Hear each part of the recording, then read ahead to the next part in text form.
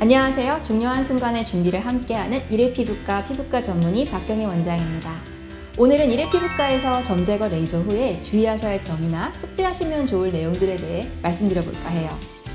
점제거가 의외로 간단한 시술 같지만 시술자의 감각적인 스킬과 또 제거 후 관리하는 방법에 따라 그 결과는 아주 달라질 수 있는 쉽지 않은 시술일 수도 있습니다. 점제거 시술은 보통 흔히 CO2 레이저라고 하는 탄산가스 레이저와 어빔 레이저 두 종류로 보통 시술을 많이 합니다.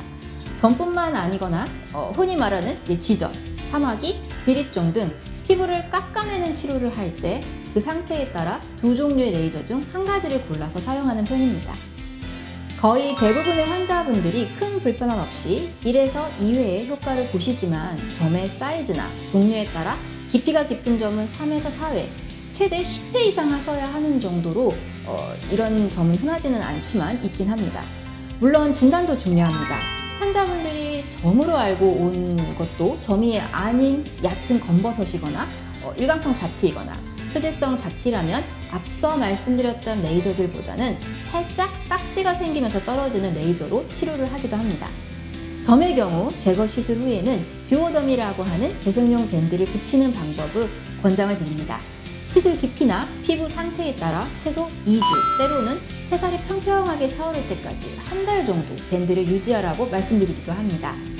유지가 되지 않고 일찍 제거된 경우에는 침착 및 흉터의 가능성이 있을 수 있기 때문에 가급적 최대한 오래 붙이는 것을 권장하는 편입니다만 환자분들 중에는 이런 테이핑 알러지가 있는 분들도 계십니다.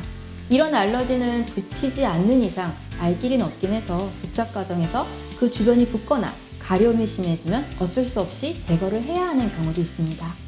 시술 후 1에서 2일 피가 날 수 있고 재생 테이프가 부풀어 오르며 진물처럼 보이는 것이 보일 수 있는데 재생되는 과정이니 그대로 두시면 됩니다.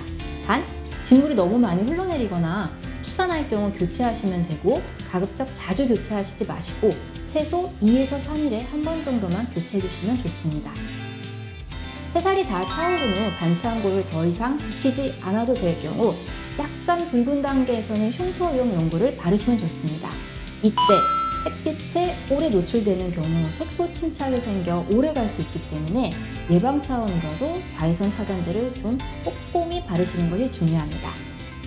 당연히 사우나, 찜질방 같은 고열이나 수영장이나 물놀이 등 물에 푹 담가야 하는 활동은 최소 1주에서 2주 동안은 하지 않는 것을 권장드립니다.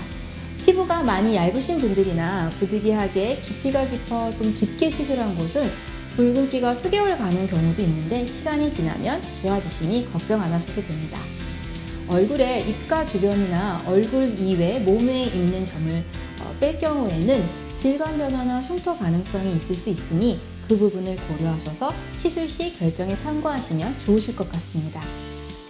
지금까지 어떻게 보면 피부과에서 가장 간단한 시술일 수도 있지만 시술자의 숙련도나 시술 후의 관리 방법에 따라 결과의 차이가 날 수 있는 점 제거 시술 후 아시면 좋을 주의사항들에 대해 알아보았습니다. 이러한 점들을 조금 더 숙지하고 지켜주신다면 부작용을 최소화하면서 더 큰 효과를 보시는데 도움이 되실 것 같습니다. 지금까지 건강한 안티에이징, 중요한 순간의 준비를 함께하는 일일피부과 박경희 원장이었습니다. 감사합니다.